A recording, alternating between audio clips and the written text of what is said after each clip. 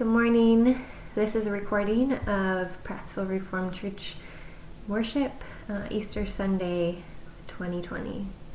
If you were unable to join us this morning, or if you would just like to listen, please take some time to listen to these words this morning. So hear the gospel from the book of John, chapter 20, verses 1 through 18.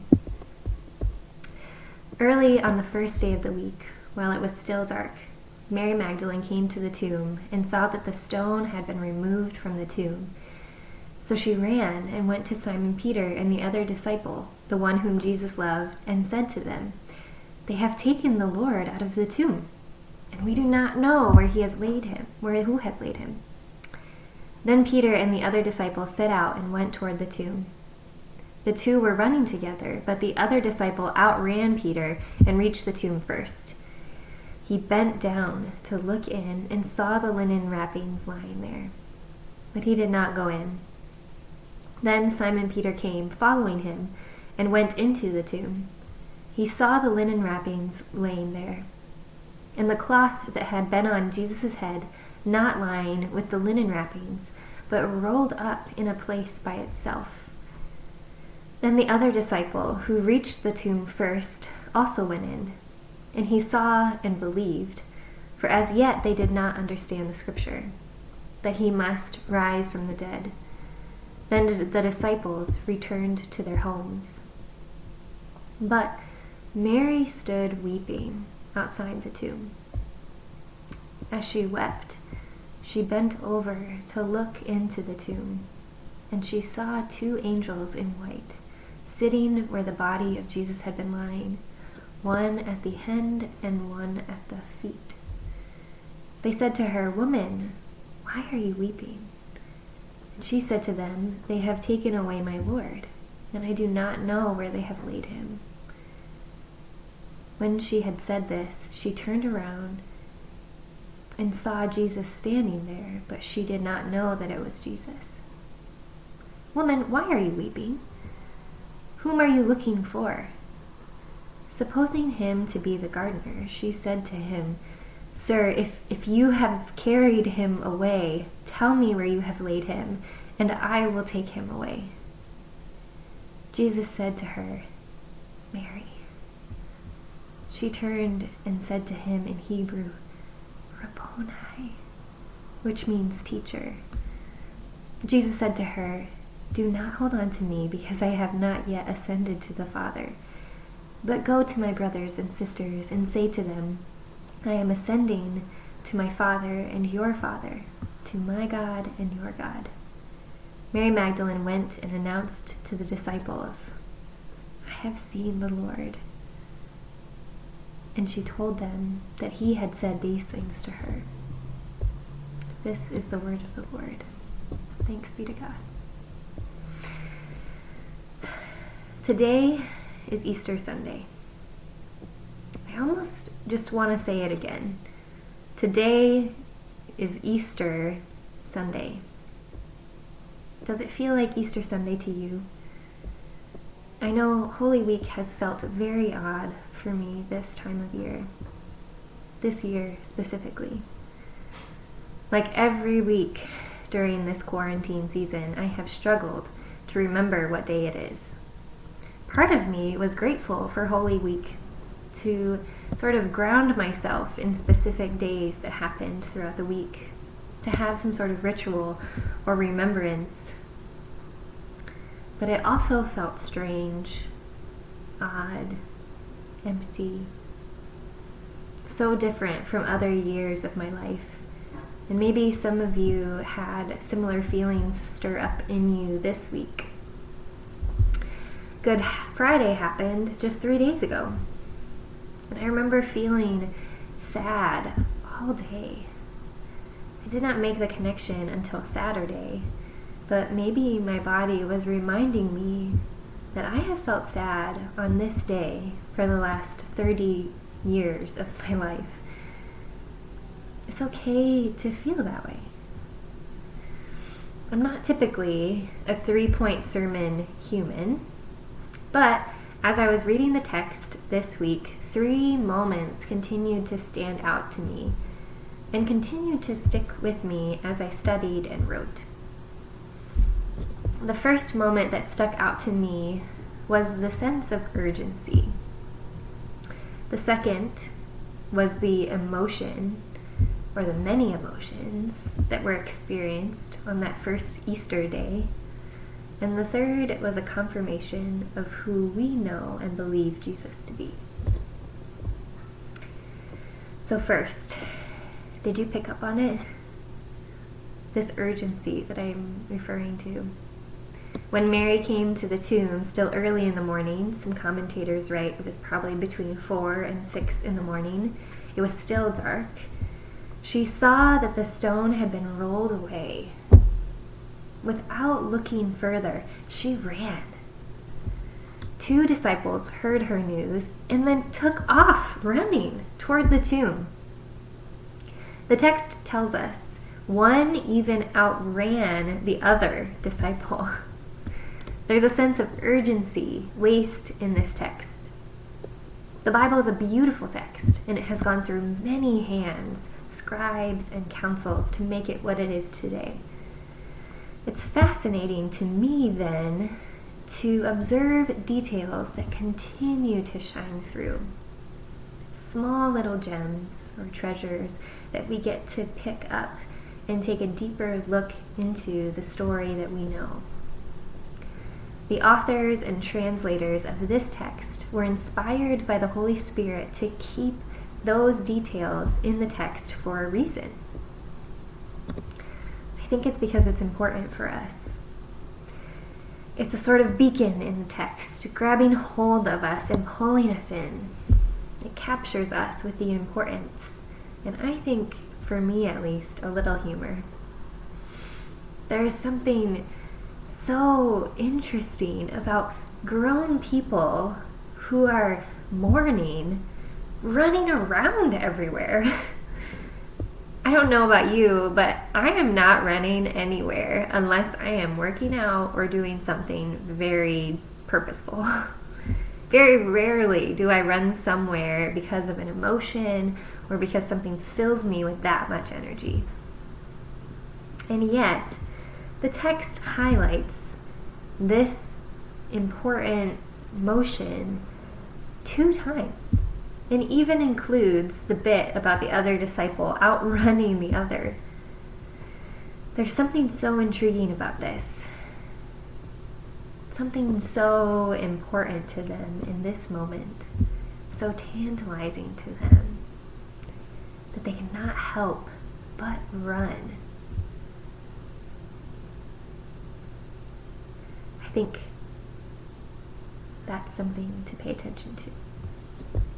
The second dimension of the text that was elevated for me this week was the presence of the wild slew of emotions.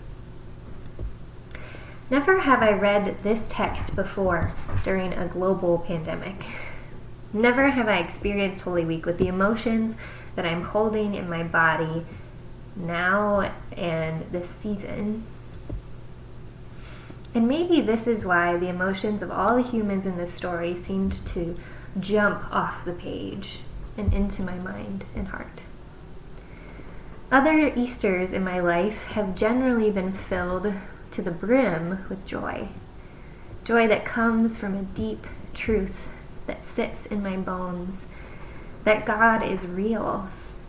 And Easter is a day where we celebrate that Jesus came in the form of a man, died on a cross. And we believe that what happens on Easter sets him apart from any other. That he defeats death and rises again, that there is a resurrection. The Lenten journey that we've been traveling on, the pain and sadness and suffering we've been dwelling in and joining Christ in, gives way, bursts open with beautiful truth that Christ is risen. Christ defeats all of this. That resurrection can break through here and now. There's always someone in the churches that I've grown up in when the phrase, Christ is risen, would let out an exuberant, he is risen indeed. And yet, the text this morning is filled with mostly not joy-filled feelings. The first moment we see Mary disclosing what she's thinking to Peter and the other disciple is that someone has taken the body. Her running back to the disciples to tell them that the body is gone is not a declaration of faith or exuberance. It's a statement of fear. Maybe fear and despair. Maybe there's a little anger splashed in there. It's not an exclamation of hope or peace or joy. The next part where we can pick up emotion is when we see Mary standing outside the tomb, weeping. A woman weeping and standing next to a grave could have all sorts of emotions tied to it. As I was trying to have empathy for her in that moment this week, I wondered what I would be feeling like in her place, Easter morning. I would probably be feeling nervous, worried, maybe upset, troubled, numb. I know I would be feeling afraid. When she's speaking with the angels, she confides in them that she thinks someone has taken the body, and she is not sure where it's laid. Again, in her place, I can say that I would be feeling hurt, angry, a little confused about the whole situation, vulnerable, tender, and sad. Someone had so little respect for the life of this man that I love, that they stole his body away from the grave. They put it somewhere else. Not only that, did they do anything to the body? Why couldn't they just let the body rest? Wasn't crucifixion enough? And finally, when a perceived gardener comes up and interacts with her, she bolsters courage and says, "If you have taken him away, tell me where you have laid him." In that moment of confrontation and courage, I would be feeling anxious and uncomfortable. In that century, to be confronting a man I don't know, who I think stole a body, probably discouraged and very upset. I wanted to lay all of these emotions on the table to remind us that Easter is a beautiful Christian holy day of remembrance, yes. But it is also a day that was laced with more than just joy and good, warm, fuzzy feelings. The truth of the story of Easter morning looked a lot different from the way we often hear Easter or are expected to show up on Easter morning.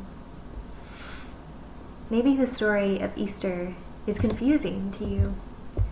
Maybe you struggle with doubt and fear. Maybe you're feeling sadness or holding grief. If anything, I think the text is reminding us that it's okay to not be okay just because it's Easter morning. If Mary Magdalene, Simon Peter, and the disciple whom Jesus loved weren't feeling butterflies and rainbows, don't force yourself to. Feel the things that you're feeling today, whatever they are. Don't push away sadness, anger, grief, or pain. They're just feelings, and they have things to communicate to you about what you're going through right now. If you don't feel that Easter joy, you're okay. In fact, if we're reading the text correctly, you're in good company. Lastly, there's a confirmation. he says to her. I think it's so important to notice that in naming her, her eyes are finally opened to who he is. There is something so foundational to being known, seen, and loved that she can recognize him. Teacher, she replies. He tells her to go and tell the others. She returns and exclaims that she has seen the Lord. If there's anything true about the story of Easter, take away that. She has seen the Lord. He, in fact, did rise. This is a day charged with many emotions. No matter what you're feeling today, maybe it's the loss of Easter traditions, maybe it's the loneliness of your own home. Perhaps you're feeling the strangeness of being disconnected from the ones you want close to you. Maybe you're tired of this social distancing thing. Maybe you're holding sadness or grief in your body. Maybe you are filled with joy and hope. My encouragement to you today is to continue to remind yourself that it is okay to feel whatever you feel. There is nothing wrong with you, and you are loved. This is a day where truth is finally revealed. The gospel finally comes fully to life. The old covenant is made new. God's promises throughout the whole Old Testament into the New are fulfilled in Jesus Christ. Things change here daily around us, and especially in this season. But the truth of who God is, God's love for you, that's never changing. Hear these words and hold them in your heart today and always. He is risen. He is risen indeed. Be at peace.